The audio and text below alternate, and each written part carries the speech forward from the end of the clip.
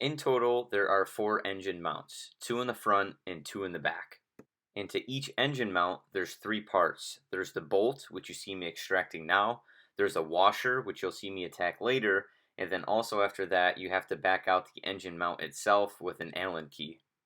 Start by taking out each bolt at each engine mount. There's 2 small ones in the front and then 2 longer ones in the back. Okay. The money down and everything and the deposit, you don't find him. You're gonna have to take the stress off of it, you know. Put a little more jack on it, and then, but if you pull it out, it'll fall right down. Right. Okay, it's coming. Yeah? Yep. Look at that. Yeah. Wow, that's long. Yeah, it is. Oof. Yeah. And I'm gonna just explain what we're doing. You can keep it there actually so they can see. So what we've had to do is have someone on the other side to hold the nut in place, and then on the other side, I've been over here with the breaker bar and trying to get it out as best we can. So now what we're gonna do is go to this side, and this should be the last engine mount that we do. And then I think the engine's gonna drop after this one. I don't know. I guess we'll find out. So we got the jack underneath. And yeah, let's see what happens. Here we go. Okay, she broke loose. Good? Yeah. All right.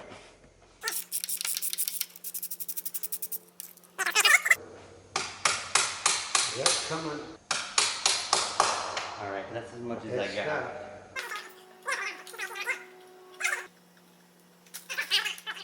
Well, something's still got to be holding it in, right? I don't know.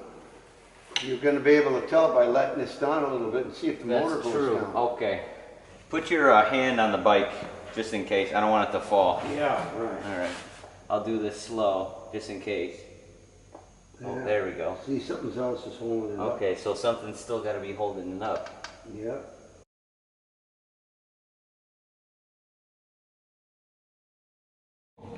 Okay, so we were pretty close to dropping the engine, but we had to stop because we don't have a special tool that's required to drop the Kawasaki engine. I'm gonna bring you in for a close-up here so you can see what I'm talking about. Alright, so I'm showing you guys the front engine mount here on the right-hand side of the bike. However, it looks just like this on the other 2 mounts on the back of the bike. I'm just showing you this one because it's easier for me to show.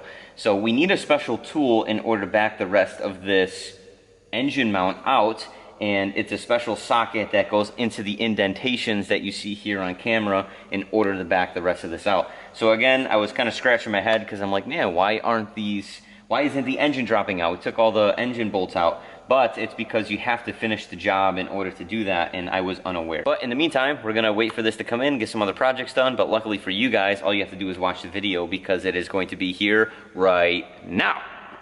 All right, and we're back with the actual engine sprocket that we need in order to drop the engine. Here it is. This little sucker took over a week to come in. Almost 2 weeks it took for this thing to come in. And this little thing right here was $80. I decided to buy this because I'm planning on keeping this bike for a very long time. So I figured it'd be good and handy to keep around. So yes, this little sucker right here is what was stopping us. So this little socket, I'm gonna show you in the close-ups, fits perfectly on this little washer here, so we should have no problems dropping it anymore. All right, before I just go ahead and do this on camera on a time lapse, I wanna show you guys how this fits, what it looks like. So there is that washer that's in there with 2 tabs, and that Kawasaki socket wrench just fits right in there. So there's 4 in total. There's 1 here on this side, 1 on the other side that's in the same location. And I apologize if this is a low light, but there is 1 here as well. And then there's 1 also right in there if you can see the hole in there. So there's 4 in total. We're gonna have to use this socket on all 4. And once I believe we finish this job here with this engine should come right out. So let's go ahead and get the jack back underneath the bike and start wrenching.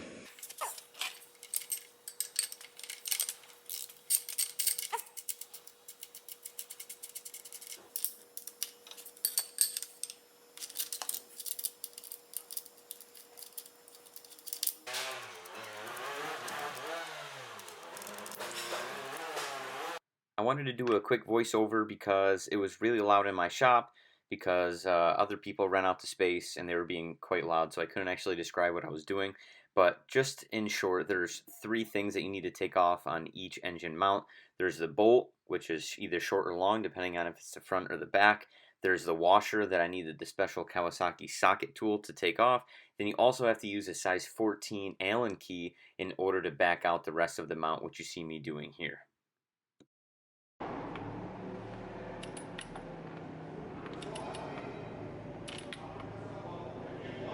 All right. The engine's moving a little bit.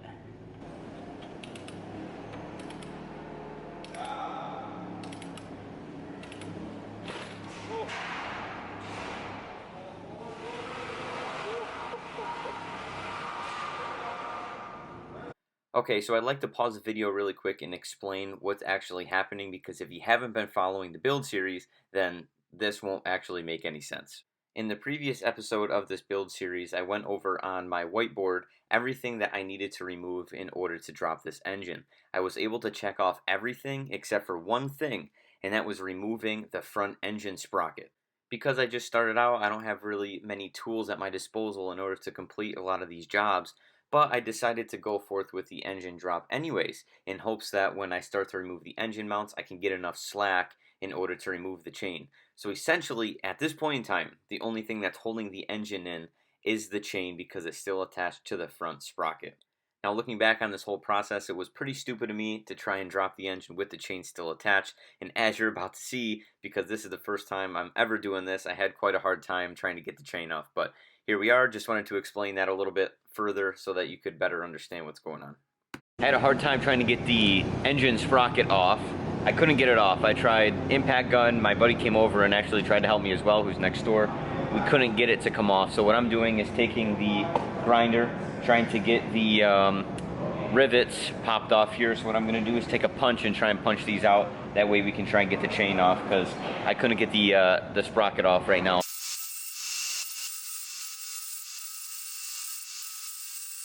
My buddy next door, who actually owns a motorcycle shop, is saving the day for me right now, having to fill in all the missing gaps with the tools that I don't have. So thank you so much to him. But this right here is a chain extracting tool, which again I don't yet have because I just started out. So what we're gonna do is use this to finish the job, because we just grinded the top of these off and the punch wasn't working. So this should do the trick. So we're almost there. We're almost there.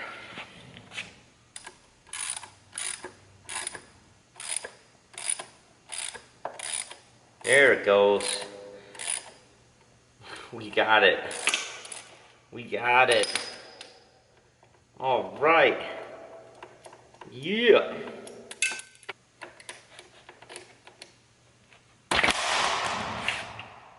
Well, the engine just dropped even more, and we had a few things just come off. Okay, hold on a second. Okay, let's regather ourselves here. Let's regroup.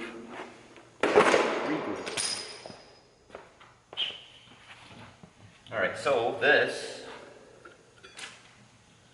should just come right off.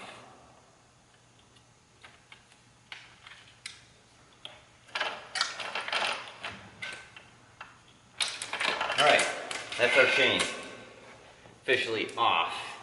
Perfect. And I'm happy because we're gonna be able to save that chain because it's like brand new. So there's that. Something came off here. This nut, I don't know what this is. That's not good. Oh man, did that just break? Okay, I think we broke something on the front.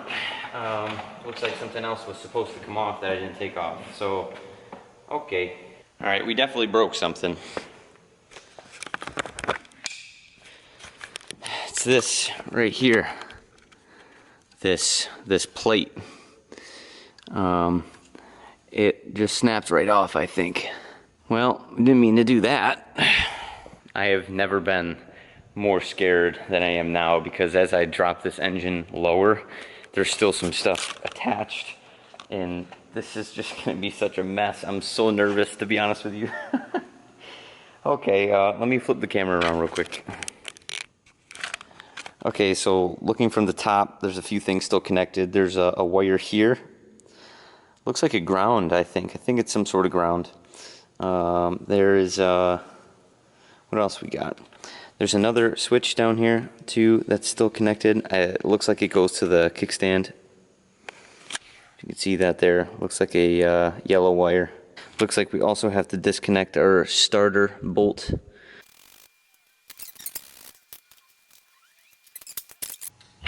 I'm doing this myself, so bear with me here. Wow.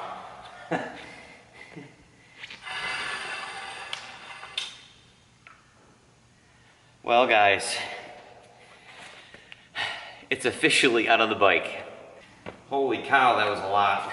Whew.